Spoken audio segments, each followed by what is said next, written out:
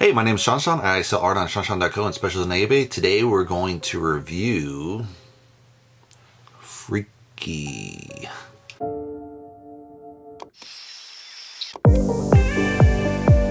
So it's a film by Christopher Landon. He's also one of the writers. So you have that director-writer combination, which is always nice. Time is 1 hour 42 minutes, so pretty tightly woven, close to that 1 hour and a half magic mark. I think that works really well for film. You have Katherine Newton as Millie, this teen girl that ends up swapping bodies with the serial killer. Vince Vaughn is Blissfield Butcher, the serial killer that swaps bodies with the teen. Alan Ruck is Mr. Fletcher, this annoying woodshop teacher that's bothering Millie all the time about being behind in class and, not being a very good student. Katie Finneran is Paula Kessler. I don't know what part she is. I think it's the older sister. Mitchell Hoog is Evan, one of the friends of Millie. Uriah Shelton is Booker. Booker is the crush of Millie. So the story is a serial killer comes to town. He always kills on Friday the 13th. So this starts in Friday the 10th, or I think it's Thursday. They started on Wednesday the 10th, Thursday the 11th, and then Friday the 13th or whatever. I can't count it backwards. So he comes to Friday the 13th, homecoming. He always likes to kill on homecoming. He's been around since the 70s, so it's kind of unrealistic. Like, why would this guy still be around? But probably it's just another serial killer acting in the same way as the Blissfield Butcher. So he goes, his first kill is a bunch of kids at a collector's house, and he's running through killing the kids randomly through the house. He happens to grab a knife and takes it with him. And this knife is kind of this cursed knife from Mexico that's written in, I think, in Aztec and also Spanish, so it has kind of a double meaning. So you think it's a sacrificial knife, and it's a special one that they decipher later. On the knife is written an inscription about why the curse exists. So when he stabs this one of his victims, he actually switches bodies with Millie, and Millie becomes this middle-aged Vince Vaughn, and Katherine Newton becomes a serial killer, right? So they switch roles. And so that's really the fun part of the movie, having this teenage girl play an adult serial killer, and the adult serial killer, this middle-aged man playing a teenage girl, is really fun. So it's really critical that they play the roles really well, and they have to solve the case and stop the murder, obviously. So it's just kind of this classic teenage horror film that you'd go on a date with, but then it's kind of this fun switch with comedy in the middle, so it makes it even more camp. So that was really cool. The really interesting thing, I think, is with the sets. The way they set up the sets are, I don't know, they felt like sets. They didn't really feel like they were natural sets. Sometimes they felt really like sets versus an actual classroom, an actual warehouse. They felt a little bit off. It is a horror film, so things are going to look a little bit off lighting wise, but it doesn't have that natural horror film feel that, when a horror film takes itself seriously, like there's a real curse and real superstition and it's played straight, all those sets and lightings are very well done. And this one felt a little bit like sets versus they were actually well done in a way. I don't think it throws off the movie, but maybe it was done on purpose, but it does feel like the lighting crew is maybe a B crew. It's not really your A crew.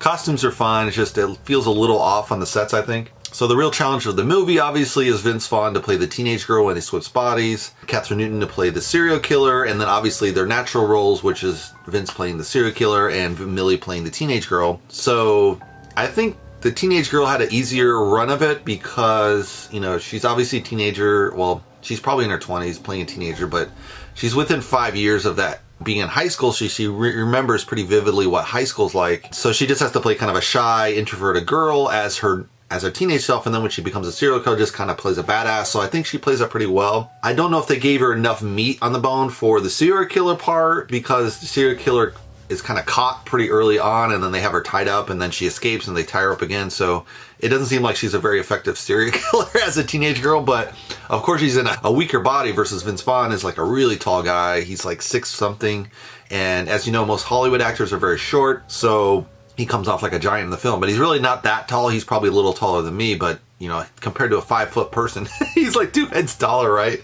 And so him playing a teenage girl is really fun. I think the comparison is compared to Jack Black, and because Jack Black played a teenage girl in Jumanji, so you want to see if he plays it as well as Jack Black did. And I think Jack Black plays it slightly better. Vince Vaughn plays a pretty good teenage girl. All the funny kind of things like, oh, I have a penis, I have balls, I can beat up bully kids that have been bullying me before because they're teenage boys and they're stronger than teenage girls, obviously. So it's kind of interesting that those roles. You have this nice side story as well, as Millie's family's been hit by tragedy the year before. The father died. Her mother's kind of drowning herself in wine every night. Her older sister is lost in work as a local cop on the beat. Millie's obviously this withdrawn teenager, kind of struggling, not really reacting with things, but she's going to go off to college, and then she's like, oh, should I leave because my mom wants me to be here? And so the fact that the serial killer comes and disrupts their whole lives kind of allows them to transition out of that. So it's nice that they built this side story, and there's actually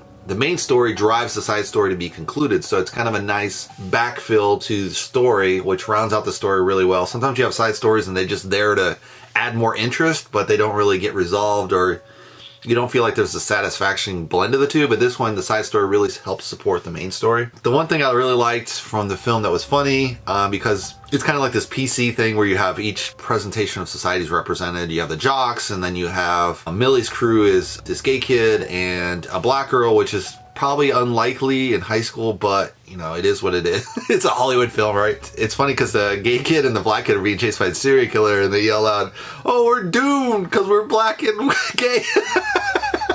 Which is so true in every other horror film, you know, dating back to the 80s. The black kid's usually the first one killed, or at least he's always the token guy that always gets killed. The gay kid probably would be killed as well. So it's pretty funny call out to other horror films like, hey, you don't need to kill every gay and black character. You can leave them as the supporting actors and they survive, right? So that's kind of a funny take on, you know, flipping back to the 80s where the kind of the horror genre is what this is kind of taking off of from the 80s genre of horror, and then, you know, modernize it. They have this nice script too that goes through, which is like each day is marked. Thursday the 11th, and then no, it's Wednesday. I can't get it right either still. Wednesday the 10th. No, Wednesday the 11th, Thursday the 12th, and then Friday the 13th, and they flash it across the screen. They use highly stylized font, which is kind of fun. It kind of adds a little more campiness and fun to it. It's kind of interesting because it matches the sets designs in the sense that the sets don't look exactly like the real rooms would look, and they look kind of more like sets, I feel. So they don't always come off natural. It might have been the way they shot it kind of like storyboard style in the sense that it's shot horizontal straight on, and they have the characters run through like a comic book strip, and you're like, you know, it doesn't really show that 3D kind of long hallway feel. Yeah, just some of the shots are shot horizontal, and you're like, why do you shoot it that way?